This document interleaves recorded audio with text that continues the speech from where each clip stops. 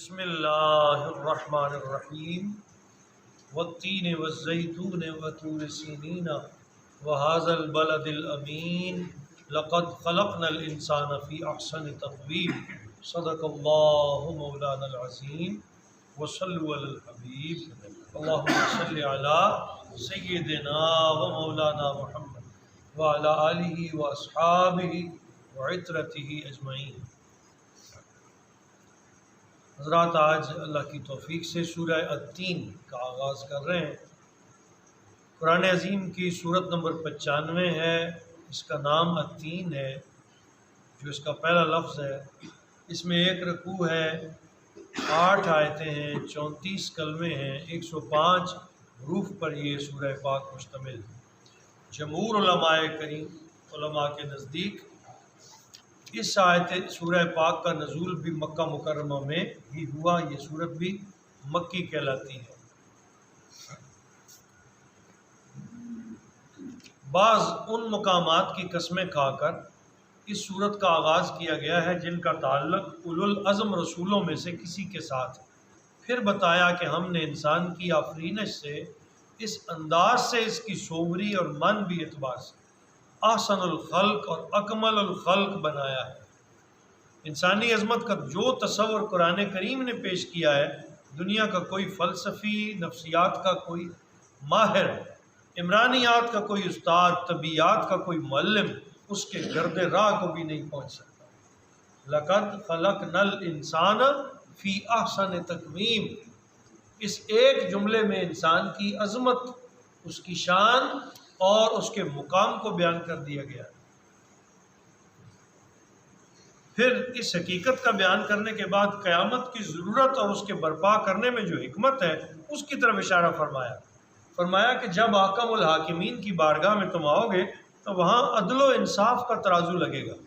یہ ممکن نہیں ہے کہ ایک آدمی ساری رات اور سارا دن اور ساری عمر پھول کھلائے اور ہر سمت چراغ روشن کرے، روشنیاں بکھیرے اور اس کی زندگی امن کا پیکر ہو، اور دوسری طرف ایک ایسا شخص جو کانٹے بوئے، اندھیروں کا وپار کرے اور لوگوں کو برے انجام سے دوچار کرے، تو ان دونوں کا آخرت میں حساب ایک جیسا ہو۔ اگر ایسا ہو تو پھر حاکم الحاکمین کی اصول اور انصاف تو ختم ہو گئے۔ کیسے ممکن ہو کہ ایک شخص لوگوں کو ظلم کی چکی میں پیستا رہا اور دوسرا لوگوں کے لیے خیر تقسیم کرتا رہا، تو ان دونوں کے ساتھ ایک جیسا معاملہ ہو؟ یہ اس سورہ پاک کے مضامین ہیں۔ بتایا گیا ہے نہیں، اگر تم اعمال صالحہ کر کے آؤ گے معاملہ اور ہوگا، اگر تم برے اعمال کے ساتھ آؤ گے تو معاملہ اور ہوگا۔ یہ تمہاری اپنی پچھی میں، ٹوکری میں جس طرح کے اعمال ہوں گے تمہارے ساتھ اس طرح کا برتاؤ کیا جائے۔ والتین والزیتون، فرمایا قسم ہے انجیر کی اور زیتون کی۔ یہ دونوں پھل ہیں، اور اللہ جل مجدہ نے جن انبیاء کرام کو دنیا میں مبعوث فرمایا، اکثر انبیاء کرام نے ان دونوں پھلوں کا استعمال کیا اور ان کے بے شمار فوائد بھی بتائے۔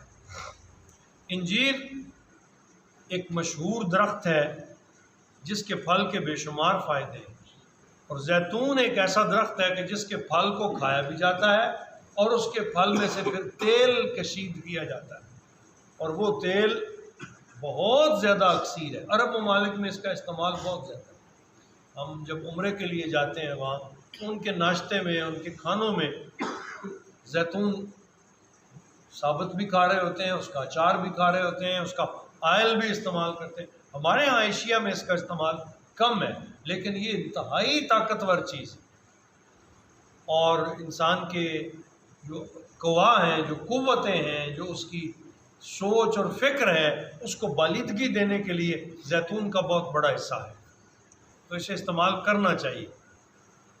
پاکستان میں بھی اب بڑی کوشش ہو رہی ہے کہ اسے لگایا جائے۔ پھر وہ پہاڑ جس پر اللہ تعالیٰ نے موسیٰ کلیم اللہ کو اپنی ہم کلامی کا شرف بخشا، اس کا ذکر فرمایا وَطُورِ سِینِین، اور قسم ہے طور سینا کی۔ یہ جو طور سینا ہے، یہ سینا پہاڑ کا نام ہے، طور، جس پر حضرت سیدنا موسیٰ تشریف لے گئے تو اللہ تعالیٰ سے ہم کلامی کا شرف ملا، اور یہ بارگاہ اس عظیم بارگاہ میں سے ہے، یہ پہاڑ ان پہاڑوں میں سے ہے جس پر اللہ کے جلووں کی تجلی آئی، عظیم، تو اس کا ذکر کیا، اس کی قسم کھائی، وَهَذَا الْبَلَدِ الْأَمِينَ، اور اس امن والے شہر کی قسم، کون سا؟ جس میں سرکار رہتے تھے۔ ایک پچھلی صورت میں سورۃ البلد میں بھی ہم پڑھ کے آئے، کہا میرے حبیب میں قسم نہیں کھاتا مگر اس شہر کی قسم اس لیے کھاتا ہوں کہ اس میں آپ چلتے ہیں۔ اب فرمایا وَهَذَا الْبَلَدِ الْأَمِينَ، اور اس امن والے شہر مکہ کی قسم۔